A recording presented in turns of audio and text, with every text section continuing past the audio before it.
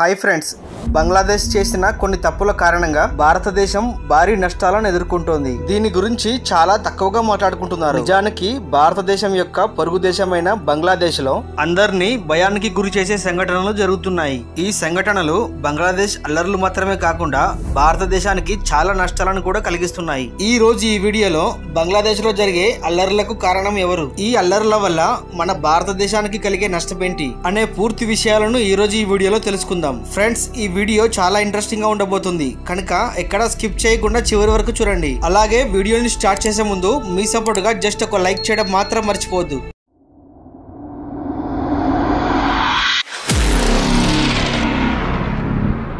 గత 2 నెలలుగా బంగ్లాదేశ్ తీవ్ర సంక్షోభాన్ని ఎదుర్కొంటోంది. ఇటీవల భారతదేశ దేశీయ ఎగుమతిదారులు తమ వస్తువులను బంగ్లాదేశ్ కి పంపడంలో అనేక ఇబ్బందులు ఎదుర్కొంటున్నారని, ఎగుమతులు అన్ని కూడా ఆగిపోతున్నాయని ఒక నివేదిక వెల్లడించబడింది. భారతదేశం బంగ్లాదేశ్ కి ఎగుమతి చేసే ఆహార ఉత్పత్తులు కూడా ఆగిపోయే పరిస్థితి ఏర్పడింది. ఫలితంగా ఆహార ఉత్పత్తుల గడువు ముగుస్తుంది.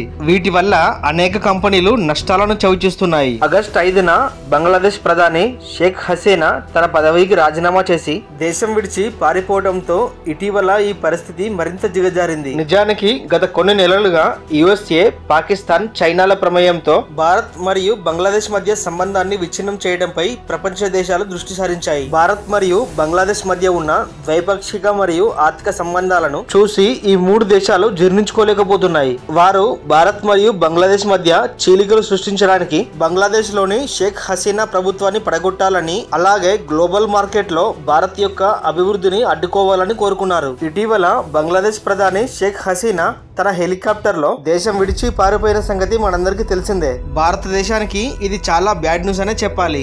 బంగ్లాదేశ్ లో నిరసనలు ప్రారంభమైనప్పటి నుండి భారత్ కి చెందిన చాలా కంపెనీలు భారీ నష్టాలను చవిచూస్తున్నాయి. వీటి వల్ల భారత్ బంగ్లాదేశ్ మధ్య ద్వైపాక్షిక వాణిజ్యం బలహీనపడటం ప్రారంభమైంది. దీని ప్రభావం భారత్ పై తీవ్ర స్థాయిలో ఉంది. బంగ్లాదేశ్ ప్రధాని నివాసం వద్ద జరిగిన అల్లర్ల నేపథ్యంలో షేక్ హసీనా హుటాహుటిన హెలికాప్టర్ లో పారిపోవలసి వచ్చింది.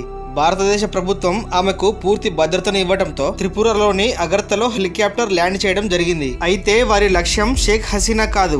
ఇప్పుడు బంగ్లాదేశ్ లో జరుగుతున్నది గత సంవత్సరం శ్రీలంకలో జరిగిన సంఘటనలాగే ఉంది. అమెరికా, చైనా, పాకిస్తాన్ ఈ 3 దేశాలు భారత్ పై కుట్ర పన్నుతున్నాయని, ఈ కుట్రలో అత్యంత దూకుడుగా వ్యవహరించేది అమెరికా అని నిపుణులు చెబుతున్నారు. ఆ తర్వాతి స్థానాల్లో చైనా, పాకిస్తాన్లు ఉన్నాయి. ఇక్కడ అమెరికా మైండ్ గేమ్ ఆడుతుంది. గత కొన్ని నెలలుగా భారత్ లో ప్రధాని మోడీని, బంగ్లాదేశ్ లో షేక్ హసీనాను అధికారం నుండి దించాలని అమెరికా ప్రయత్నిస్తోంది. వారు మొదట చేసిన 2 ప్రయత్నాల్లో విఫలమైనప్పటికీ సిఐఏ తన ప్రయత్నాలను కొనసాగించింది.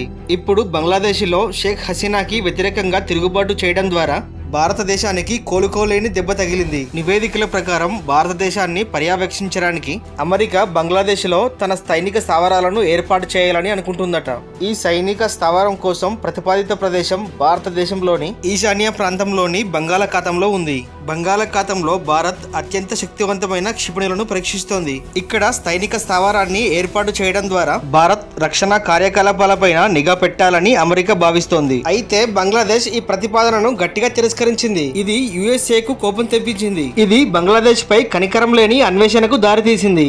ఇందులో కేవలం అమెరికా ప్రమేయం మాత్రమే లేదని నిపుణులు పేర్కొన్నారు. పాకిస్తాన్, చైనా కూడా ఇందులో కీలక పాత్ర పోషించాయి. షేక్ హసీనా మరియు చైనా అధికారుల మధ్య జరిగిన ప్రతి సమావేశంలో చైనా తన కోరికలను చూపిస్తుంది. బంగ్లాదేశ్ ను భారత్ తో ఉన్న అన్ని ప్రాజెక్టులను రద్దు చేసుకోవాలని, దానికి బదులుగా చైనాతో తన వాణిజ్య సంబంధాలను బలోపేతం చేయాలని కోరుతోంది. భారతదేశంలోని సిక్కిం మరియు అరుణాచల్ ప్రదేశ్ నుంచి తిస్తా నదిపై ఆనకట్టను నిర్మించాలని చైనా ప్రతిపాదించింది. చైనా ఈ డ్యామ్ ను తక్కువ ఖర్చుతో నిర్మించాలని ప్రతిపాదించింది. అయితే షేక్ హసీనా నరేంద్ర మోడీతో భేటీ అనంతరం చైనా ప్రతిపాదనలను తిరస్కరించారు. ప్రతిపాదిత స్థలం వాళ్ళ వ్యూహాత్మకమైన ఇరుకైన భూమికి చాలా దగ్గరగా ఉన్నందున భారతదేశ సహకారంతో ఆనకట్ట నిర్మించబడుతుందని ఆమె పట్టుబట్టారు. మ్యాప్ ని పరిశీలిస్తే బంగ్లాదేశ్ లోని చాలా భూభాగం భారతదేశ సరిహద్దును ఆనుకొని ఉందని, కశ్మీర్ తో పోలిస్తే చైనాకు ఇక్కడ నుండి భారత్ లోకి చొరబడటం సులభతరం అవుతుంది. బంగ్లాదేశ్ లో చైనా తన ఉనికిని నెలకొల్పినట్టయితే అది భారతదేశానికి భారీ ముప్పును కలిగిస్తుంది. ఇప్పుడు బంగ్లాదేశ్ లో దిగజారుతున్న మారుతున్న పరిస్థితి భారతదేశాన్ని ఎలా ప్రభావితం చేస్తుందో తెలుసుకుందాం. బంగ్లాదేశ్ లోని